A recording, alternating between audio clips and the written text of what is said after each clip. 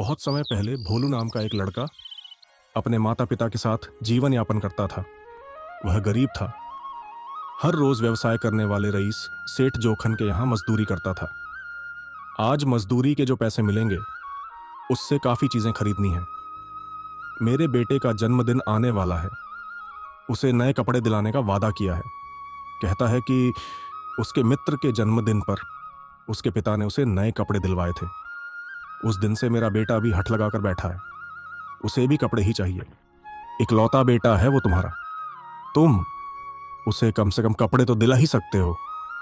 जोखन जी जितनी दिहाड़ी देते हैं बताओ उसमें कहां से कपड़े खरीद पाऊंगा। इन दिनों तुम्हारी भाभी की सेहत भी खराब चल रही है, उसमें भी पैसे खर्च हो गए। हम सबको एकजुट होकर दिहाड़ी बढ़ाने की मांग करना चाहिए। फिर उसके पास दिहाड़ी बढ़ाने के अलावा कोई चारा नहीं है। ऐसा कोई भी काम मत करना भोलू। मैं हाथ जोड़ता हूं तुम्हारे। वो आदमी मानने वालों में से नहीं है। हम सबको काम से निकालकर पड़ोस गांव से मजदूरों को काम पर रख लेगा वो, और ये सब करके हमारे ही पेट पर लात मारेगा, पर जोखन नहीं बदलेगा। यल तुम सबकी इसी कायरता की वजह से वो अन्याय करता है। नियति उसे उसका सबक सिखाएगी। तब तक हमें बस इंतजार करना है, ठीक है? अरे वो देखो, जोखन का खास नौकर मंगरू आ रहा है। दिहाड़ी देने का दिन जो है आज। क्या हुआ, तुम ऐसे मुझे क्यों देख रहे हो? हाँ, जोखन जी ने कह के भेजा है कि वो इस बार की दिहाड़ी नहीं दे पाएंगे। ये क्या बात हुई? आज तो शनिवार है, सप्ताह के अंतिम दिन। दिहाड़ी तो देनी होती है ना, फिर क्यों नहीं दे पाए? बहुत जबान चल रही है तुम्हारी। उन्हें जहां से पैसे आने वाले थे अभी तक आए नहीं, इसलिए वो तुम्हारी दिहाड़ी नहीं दे सकते, समझे? अब जाओ अपने घर पे।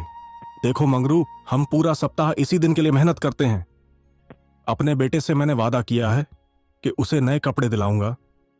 यहां खाने पीने के लाले पड़े हैं और इन्हें नए कपड़े दिलाने हैं। हाँ, जोखन जी ने कहा है कि अगले शनिवार तक दिहाड़ी किसी को भी नहीं मिलने वाली। यह अन्याय है। अगले सप्ताह तक हमारे घर कैसे चलेंगे? आज हमें हमारी दिहाड़ी चाहिए। तुम बड़े क्रांतिकारी हो, यहां पे खड़ा कोई भी मन से आवाज नहीं निकल रहा। तुम दोनों बड़े उछल रहे हो। यही तेवर रहे तो मालिक से कहकर निकलवा दूंगा।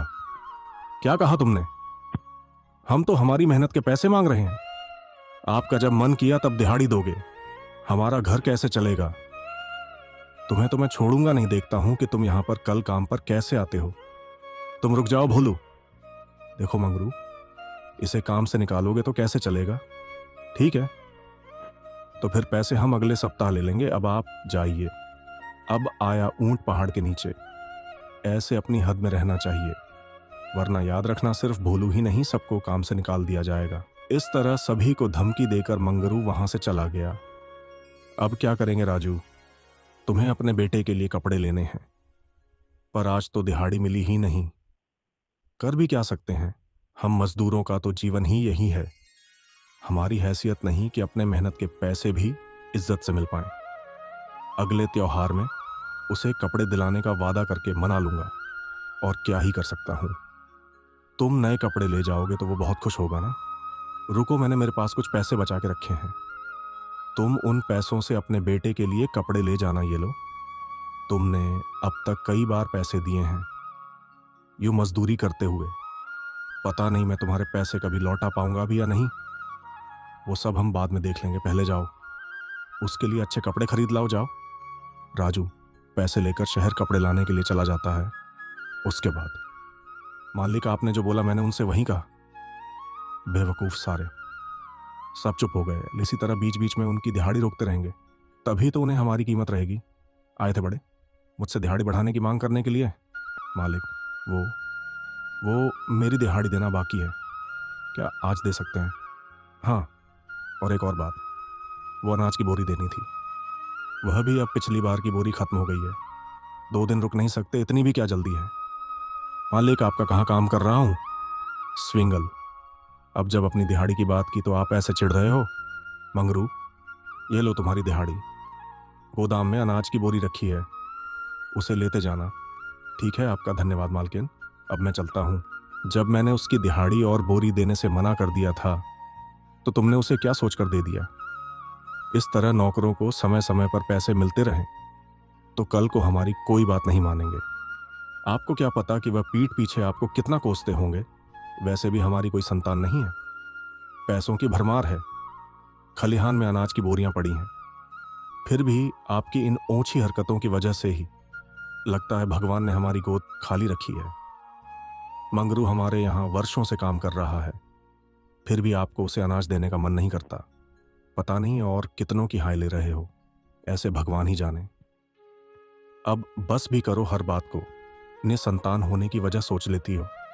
इस तरह जौखन सभी के पैसे रोककर उन्हें खूब तरसाता था। महीने बीते, फिर गांव में अचानक सूखा पड़ने लगा। करने के लिए काम नहीं था और ना ही खाने के लिए अनाज का एक भी दाना। कई महीनों से बरसात नहीं हो रही है। इस सूखे की वजह से हमें काम भी नहीं मिल रहा है। खाने के लिए अनाज का दाना भी नहीं। बिना अनाज के बूढ़े बच्चे परेशान हो रहे हैं। समझ नहीं आता यह कितने दिनों तक चलता रहेगा। हम वर्षों से जोखन जी के यहाँ काम कर रहे हैं। चलो चलकर उनसे थोड़ा अनाज मांग लेते हैं हम। अरे जोखन जी हमारी कोई सहायता नहीं करेंगे, उनके पास जाना बिल्कुल व्यर्थ है। ऐसे कैसे चलेगा? पता है, पड़ोस के गांव के जमींदार मुखिया अपने मजदूरों को अनाज देकर उनकी सहायता कर रहे हैं। फिर हम भी तो कई वर्षों से जोखन जी के यहाँ काम करते आ रहे हैं, उन्हें भी हमारी मदद करनी चाहिए ना। देखो, जोखन जी कभी ऐसा काम नहीं करते। चलो तुम कहते हो तो हम सब मिलकर एक बार उनसे अनाज मांगने के लिए चलते हैं, शायद दे दें। फिर गांव वाले इकट्ठे जोखन जी के यहाँ चले गए। वहां घर के बाहर मंगरू खड़ा हुआ था। क्या बात है, तुम सब यहाँ क्या कर रहे हो? सूखे से गांव के हालात क्या है तुम्हें पता ही है। हम सब जोखन जी से अनाज की सहायता की आश लेकर यहाँ पे आए हैं। तुम्हारी कोई आशा पूरी नहीं होगी। मैं पिछले कई वर्षों से जोखन जी के यहाँ काम कर रहा हूँ, लेकिन अभी तक उन्होंने मेरी कोई भी सहायता नहीं की। पता है तुम्हें, भला वह तुम्हारी सहायता क्यों करेंगे? बताओ, ऐसा होना मुमकिन ही नहीं है। लगता है अब तुम्हारी अक्ल ठिकाने आ गई है। पता चला ना कि कैसा इंसान है वो। हाँ, जानता हूँ कि वो दुष्ट है, पर मैं क्या कर सकता था? पेट पालने के लिए कोई ना कोई काम तो करना ही था ना मुझे। अब यहाँ तक आ ही गए हैं तो हम दोनों अंदर चलकर उनसे एक बार पूछ भी लेते हैं।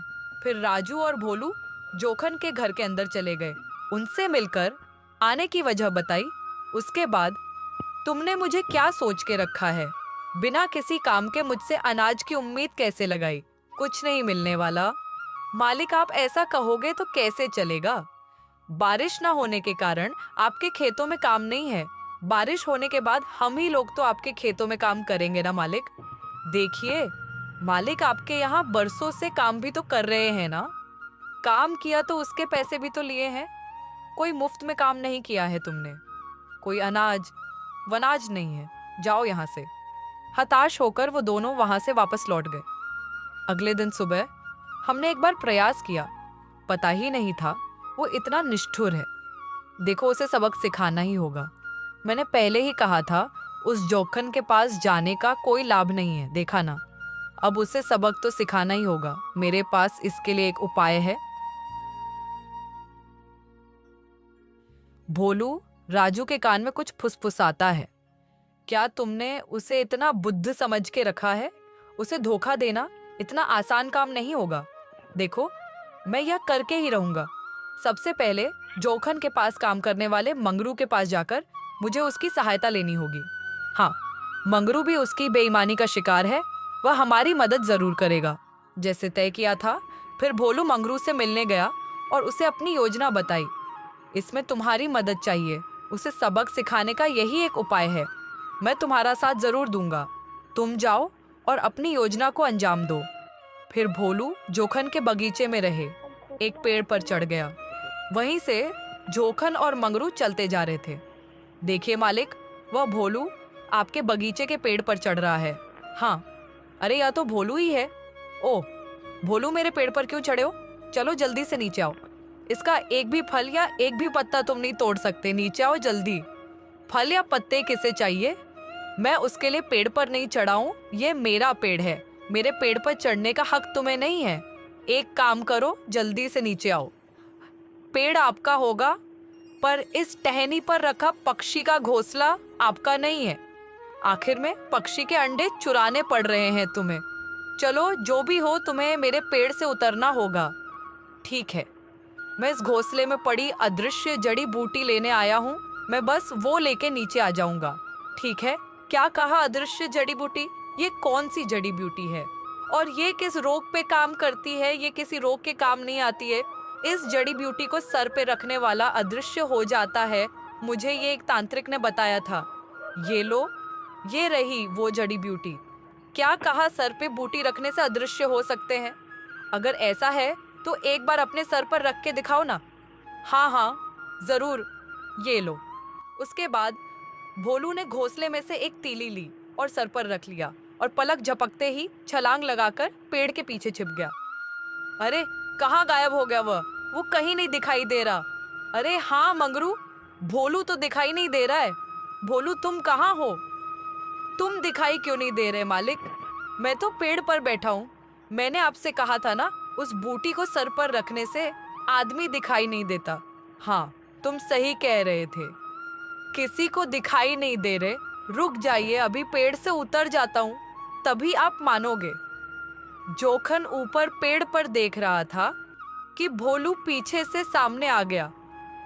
अरे, तुम पेड़ से कब उतरे? मुझे तो पता ही नहीं चला। ये तो बहुत बढ़िया है। देखो, एक बार और ये जड़ी बूटी रख के दिखाओ तो। ये दिन में बस एक ही बार काम करती है। इसका फिर से उपयोग करना हो तो कल तक का इंतजार करना होगा। सुनो मंगरू, सच बताओ, वो तुम्हें भी दिखाई नहीं दिया ना, या केवल मुझे ही ऐसा लगा? मालिक, मुझे सच में दिखाई नहीं दिया, लेकिन यह तो बड़ी चमत्कारी बूटी है ना। वही तो, हमें यह किसी भी हाल में पाना ही होगा। अरे सुनो भोलू, ये जड़ी बूटी मुझे दे दो। इसके बदले में मैं तुम्हें 10 चांदी की मोहरें दूंगा। इसे सर पर रखकर मैं जितना चाहे उतना कमा सकता हूँ। किसी को दिखाई भी नहीं दूंगा। महाराज का खजाना भी लूट सकता हूँ मैं। इसके बदले आपके दिए गए मुट्ठी पर मोहरें लेकर मैं क्या ही करूँगा, यह मैं नहीं दे सकता हूँ आपको। चलता हूँ, ठीक है। मैं तुम्हें 50 मोहरें दूंगा, जिससे तुम पूरे 1 बरस तक बिना किसी कष्ट के जिंदगी जी सकते हो। देखिए, इसके बदले 50 मोहरें तो क्या, अपनी पूरी जमा पूंजी दोगे तो कम होगी। अरे ठीक है, आखिरी बार पूछ रहा हूँ कि मैं तो तुम्हें कितनी मोहर दूं जिससे तुम ये जड़ी बूटी मुझे दोगे। ठीक है, आप इतना कह रहे हो तो मैं दे ही दूंगा, पर बदले में मुझे 100 अनाज की बोरियां चाहिए। एक भी बोरी कम रही तो जड़ी बूटी नहीं मिलेगी। आपको मंजूर हो तो ठीक है, वरना मैं चलता हूँ। अरे ठीक है, मैं अनाज की 100 बोरियां तुम्हें देने के लिए तैयार हूँ। अरे मंगरू, भोलू को अभी 100 अनाज की बोरियां दे दो। इस तरह अनाज की 100 बोरियां देकर जोखन ने भोलू से जड़ी बूटी ले ली। उसके बाद शाम को, मालकिन, आप हमेशा ही मुझसे कहा करती थी ना कि मालिक बदल जाए तो अच्छा होगा। आप जैसा चाहती थी, अगर वैसा हो तो आपको मेरी एक बात माननी होगी। इसीलिए मालिक ने वह जड़ी बूटी ले ली। जब वह अपने सर पर बूटी रखे तो आप भी ऐसे नाटक करें जैसे वो दिखाई नहीं दे रहे। अगर इससे वह बदल जाएंगे तो मुझे खुशी होगी। मैं ऐसा ही करूंगी। देखो। फिर अगले दिन जोखन उस जड़ी बूटी को लेकर आया। उसके बाद, सुनो शालिनी, अब मैं इस जड़ी बूटी को सर पर रखूंगा। तुम बताना कि मैं दिखाई दे रहा हूँ या नहीं। क्या जड़ी बूटी के सर पर रखने से आप दिखाई नहीं देंगे? ये सब बेकार की बात है। देखूं तो सही, रख लो अपने सर पर। जरा देखो शालिनी, क्या मैं दिखाई दे रहा हूँ? आप कहाँ हो? मुझे बिल्कुल दिखाई नहीं दे रहे हो। कहाँ हो? कहाँ था ना मैंने कि मैं गायब हो जाऊंगा? हे मंगरू, क्या मैं तुम्हें दिखाई दे रहा हूँ? बड़ी अजीब बात है मालिक, आपकी बातें तो सुनाई दे रही है, पर आप दिखाई नहीं दे रहे हो। आप कहाँ हो? इसका मतलब मैं सच में दिखाई नहीं दे रहा हूँ। अब मैं धीरे से बाहर चला जाऊंगा।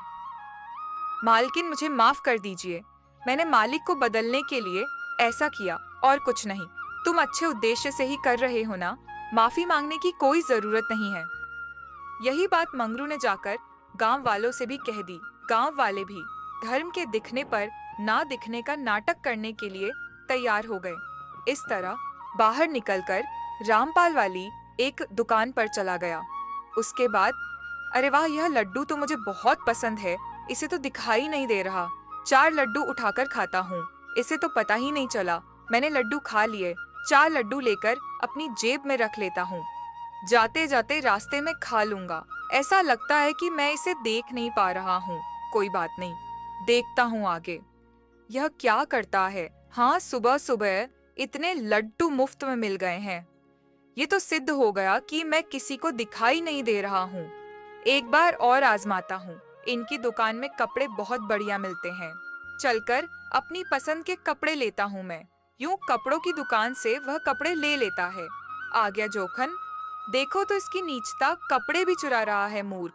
समझता है कि मैं कुछ देख नहीं पा रहा हूँ। अरे, अभी यहाँ पर 2 कमीज रखे थे, अचानक कहाँ गायब हो गए? ये हो क्या रहा है? इसको पता ही नहीं चला मैंने कपड़े चुरा लिए। इसको लगता है कि इसके कपड़े यहाँ से गायब हो गए हैं। अरे, तो जड़ी बूटी का कमाल है। अब मैं इससे महाराज का खजाना भी लूट लूंगा। पहले किसी गहनों की दुकान से गहने चुराकर देख लेता हूँ कि क्या होता है। अपने गांव में गहनों की दुकानें कहाँ होंगी? हाँ, शहर ही जाना पड़ेगा, पर वहाँ पहुँचते पहुँचते तो रात हो जाएगी।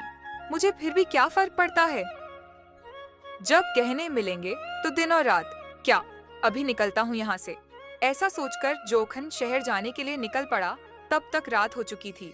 गहनों का दुकानदार बत्ती बुझाकर दुकान बंद कर ही रहा था कि जोखन वहां पहुंच गया। उसके बाद, अरे वाह, कितने बढ़िया गहने हैं। इनमें से 1-2 गहने तो ले ही लूंगा मैं। हाँ, ये 2 गहने सुंदर हैं, इन्हें ले लेता हूँ।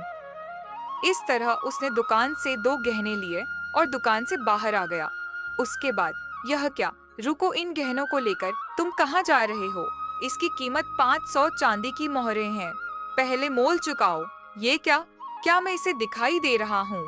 अरे, जड़ी बूटी तो है, फिर भी कैसे दिखाई दे रहा हूँ मैं? क्या मैं आपको दिखाई दे रहा हूँ? क्यों नहीं दिखाई दोगे तुम? भरे पूरे तो दिख रहे हो। यहाँ गहनों की चोरी करने आए थे। रुको, अभी मैं तुम्हें बताता हूँ। अरे, मैं तो मर गया, मुझे छोड़ दो। ये लो, अपने गहने लो और मुझे जाने दो। यहाँ से चल निकल।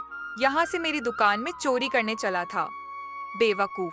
वहां से बाहर निकलकर जोखन वापसी करने लगा। और फिर यह कैसे हुआ?